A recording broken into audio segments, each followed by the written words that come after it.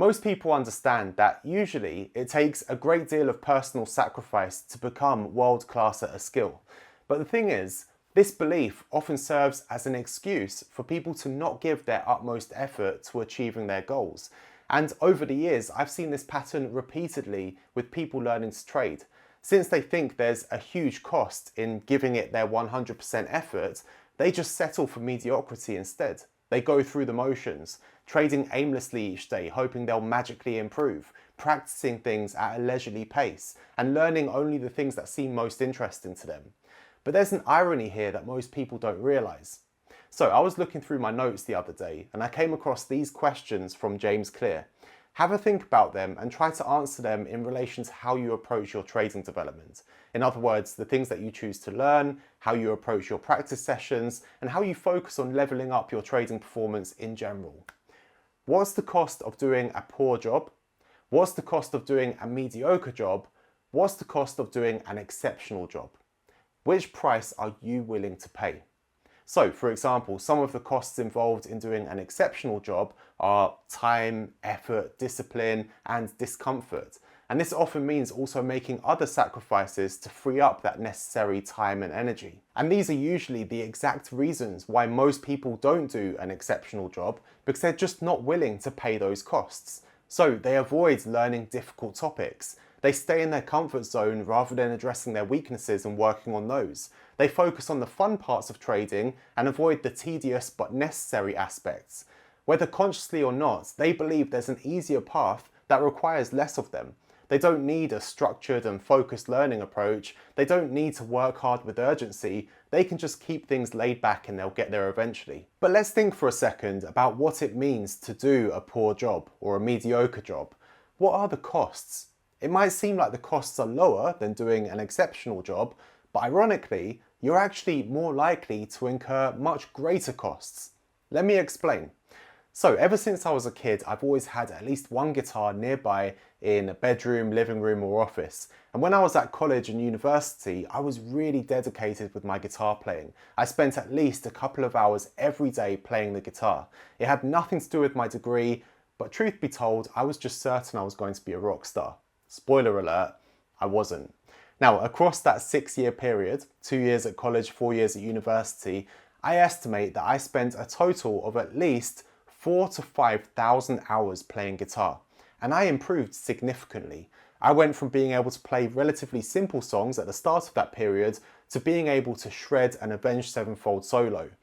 But then I graduated and started my job in banking, and suddenly I didn't have as much time as I did before when I was at university. So I had to prioritize my spare time, and playing guitar just wasn't as much of a priority as other things, like trading or going out.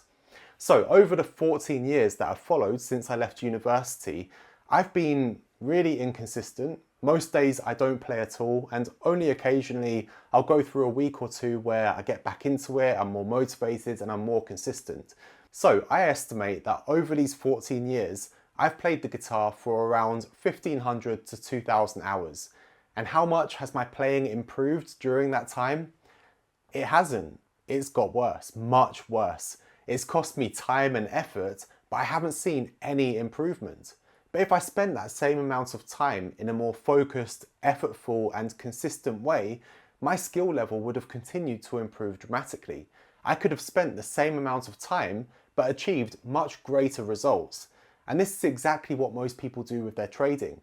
They invest the time, but their effort and direction just isn't there. And then we have the mental aspect. When you're mentally invested in a goal or a dream, the more time that passes without you achieving it, the more negatively it affects you psychologically. You will experience frustration, disillusionment, and even lower self-esteem. You see, we all have this intrinsic drive to get better at the things we do. And when we achieve a small improvement, a gain, a success, or a win, we produce dopamine. This is our brain's way to push us to take action, take risks, and seek new ground. So when we work on something that's important to us, like trading, and we make progress, our dopamine levels spike. And a series of these spikes each day is what gives us that inner feeling of momentum. That feeling that you have of having momentum is just a series of dopamine spikes. As Daniel Pink says in his book Drive, the single biggest motivator by far is making progress on meaningful work. However, the opposite is also true. When you aren't making progress on meaningful work, scientists have found that it can be the single largest drain on motivation.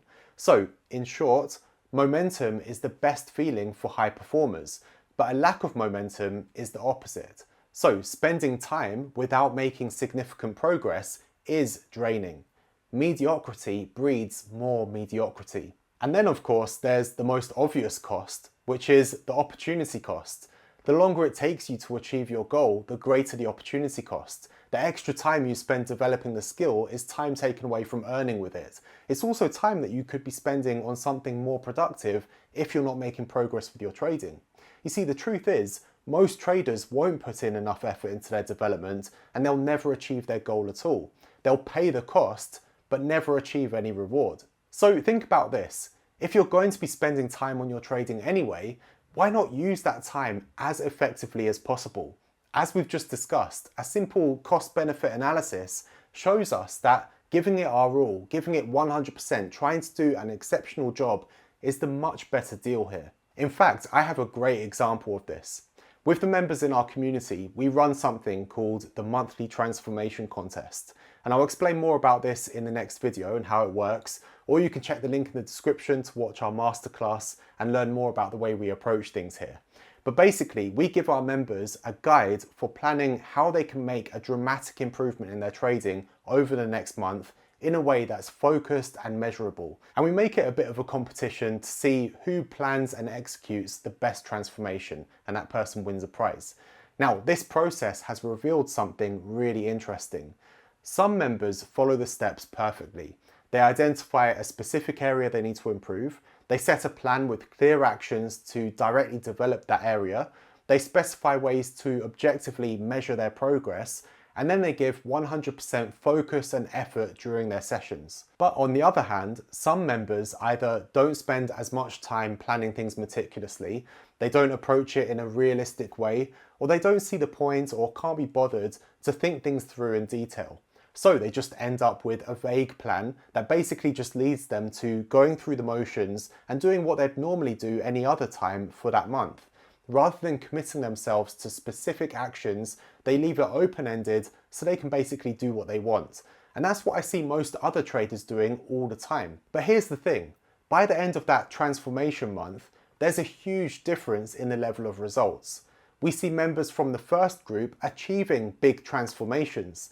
Their well thought out plan and focused efforts leads them to making huge strides towards their goals and having noticeably better results.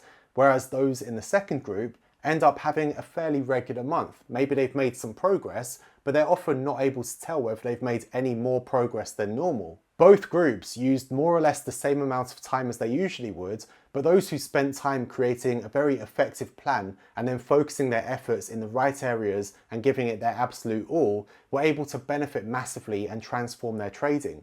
And those who didn't, it seems, quickly realized the error of their ways and approached the next monthly transformation contest in the right way. As the old saying goes, if something's worth doing, it's worth doing well. Remember, the cost of mediocrity is far higher than the price of excellence.